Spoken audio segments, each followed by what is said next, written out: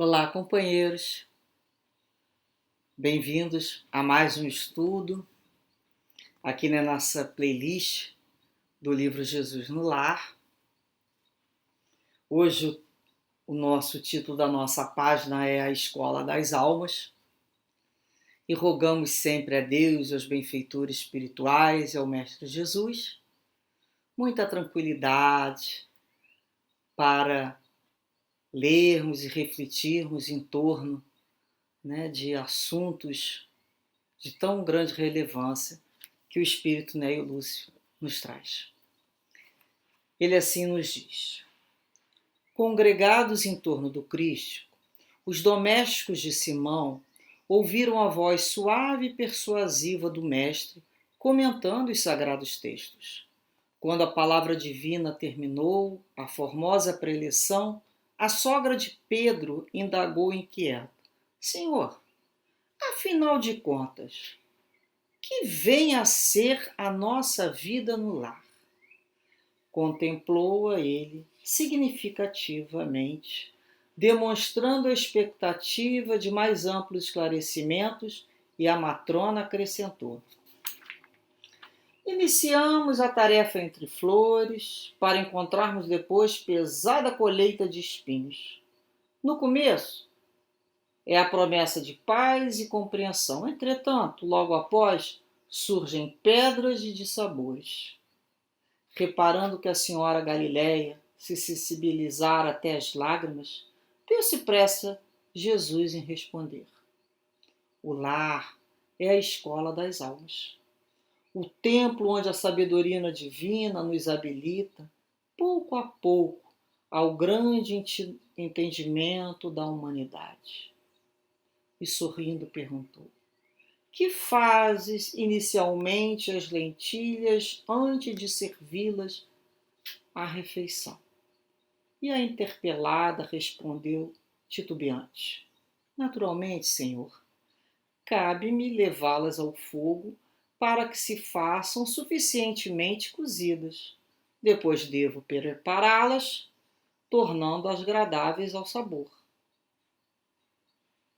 Então, ele diz: pretenderias também, porventura, servir pão cru à mesa? De modo algum, tornou a velha humilde.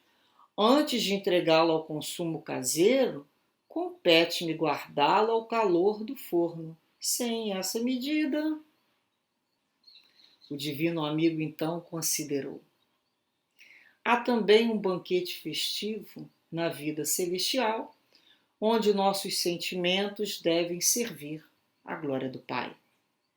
O lar, na maioria das vezes, é o cadinho santo ou o forno preparador. O que nos parece aflição ou sofrimento dentro dele é recurso espiritual.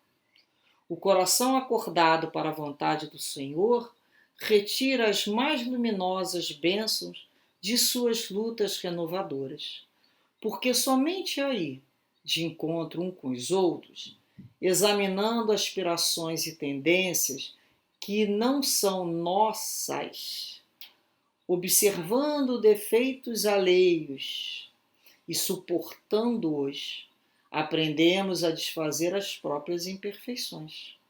Nunca notou a rapidez da existência de um homem? A vida carnal é idêntica à flor da erva. Pela manhã emite perfume e à noite desaparece. O lar é um curso ligeiro para a fraternidade que desfrutaremos na vida eterna. Sofrimentos e conflitos naturais em seu círculo são lições. A sogra de Simão escutou atenciosa e ponderou: Senhor, há criaturas, porém, que lutam e sofrem, e, no entanto, jamais aprendem. O Cristo pousou na interlocutora os olhos muito lúcidos e tornou a indagar: que fazes das lentilhas endurecidas que não cedem à ação do fogo? Ah, sem dúvida, atira-os ao monturo, porque feririam a boca do comensal descuidado e confiante. Ocorre o mesmo, terminou o mestre, com a alma rebelde às sugestões edificantes do lar. A luta comum mantém a fervura benéfica, todavia, quando chega a morte, a grande selecionadora do alimento espiritual para os celeiros de nosso Pai, os corações que não cederam ao calor santificante, mantendo-se na mesma dureza dentro da qual foram conduzidos ao forno bendito da carne, serão lançados fora, a fim de permanecerem por tempo indeterminado na condição de adubo entre os detritos da natureza. Portanto, amigos, o lar é a escola da alma.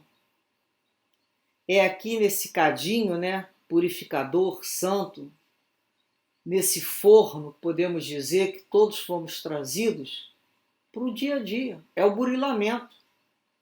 É aqui que aprendemos com nossos irmãos a ceder, a dividir, a calar a boca, a ficar quieto, a não arranjar confusão, a nos fazer ouvir, a buscar dizer aquilo que queremos. Para cada um é uma lição diferente.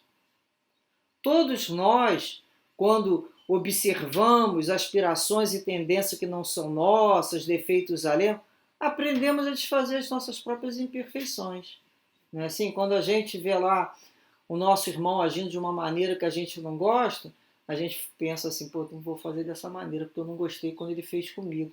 Então é o primeiro movimento, lar, é o primeiro movimento que a gente aprende, né, a lidar com um número maior de pessoas, com uma sociedade maior.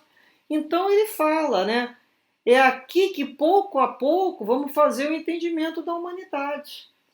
Olha, aquela criança, aquele filho que não aprendeu a, a se manter no seu espaço, a entender que a casa não é toda dele, que ele tem dentro de uma casa um espaço, há um lugar para comer, há um lugar para se higienizar, há um lugar para estudar, por menor que seja, é um lugar.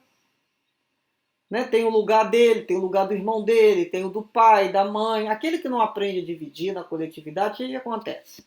Ele chega na vida de relação, no dia a dia, então ele vai lá para o local de trabalho e já vai ser lá aquela criatura que vai espalhar lá o material de trabalho dele, não só no espaço que diz respeito a ele, mas ao do colega do lado, né? Antigamente na carteira do lado, até do aluno, na sala de aula, né? Ele tem a carteira dele, o espaço dele, ele vai botando tudo que é lugar, larga as coisas caídas, perde, pega as coisas dos outros sem pedir da licença. E aí o que vai acontecer? Aquele que não é da família, que a gente pode falar é a vida, vai dar-lhe uma esquentada, né? Já não vai falar como a mãe fala, primeiramente com amor, ensinando, como o irmão, e depois fica tudo bem. Às vezes ele vai aprender a lá fora, que é um outro tipo de fogo. A gente pode dizer que é um fogo mais quente.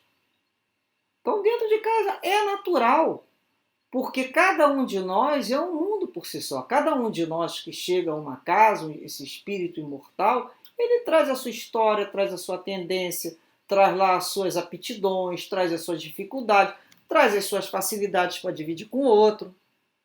Então aqui a gente, pela questão consanguínea e pela questão de espaço, a gente é obrigado ali a brigar com o outro e não ir embora, vai ter que ficar ali naquela casa, mora todo mundo ali, vai ter que aprender no outro dia, está um emburrado, depois vai desemburrando, quando vê, está conversando e vai aprender a respeitar cada um com a maneira de ser e da mesma maneira se aquietando mais, se acomodando, aprendendo também, o outro vai ensinando, né, aquele ritmo que a gente pode dizer da vida em sociedade. Então é esse primeiro movimento que a gente já nos prepara para uma vida de relação ali fora. Por isso a importância, né, dos pais educarem mesmo os filhos, explicarem para ele, ó, tá errado, não pode fazer, não é dessa forma, lá fora vai ser diferente, ó, aprende a limpar aquilo que você usou. A gente vê, né, às vezes a pessoa chega lá na casa da outra e chega e pensa que vai ser servido, porque em casa é servido. Em casa é servido e aquilo a pessoa não foi explicado, que não vai ser dessa maneira, né? Que o outro não é a mãe. A mãe ainda faz essas concessões, né? O pai. Então é quando a gente, olha, Tem que aprender a fazer. Porque um dia, para ter o quê? Para ter autonomia. Para não ser um peso na economia de ninguém. E porque faz bem cuidar das suas próprias coisas. É amadurecimento. Então, isso não é falta de amor. Isso é ensinar o filho, ensinar a filha, ensinar o neto a viver na vida em relação com menos conflito. Aprender, deixa para lá, não faz questão disso. E o outro está ali que está com dificuldade. Agora, foi que a sogra de Simão perguntou. E o que acontece, né? Essas pessoas que não aprendem. Quantos de nós não conhecemos pessoas que nunca aprendem? Sofrem, passam por situação, estão repetindo lá a mesma forma de viver. Parece que se apaixonaram por uma forma de viver e não aceitam a vida como uma oportunidade de reescrever o seu próprio livro. Essas pessoas vão sofrer muito mais, né? E Deus tem uma solução para que elas encontrem o caminho que nós não temos. Então tem aquelas criaturas que a gente fala assim, só Deus, o amor de Deus, para conduzir em experiências essa criatura até que ela ceda. Porque a gente muitas vezes só vai ceder na pressão do calor. Aprender. A família nos ensina a desenvolver sentimentos e emoções que sozinho não desenvolveríamos.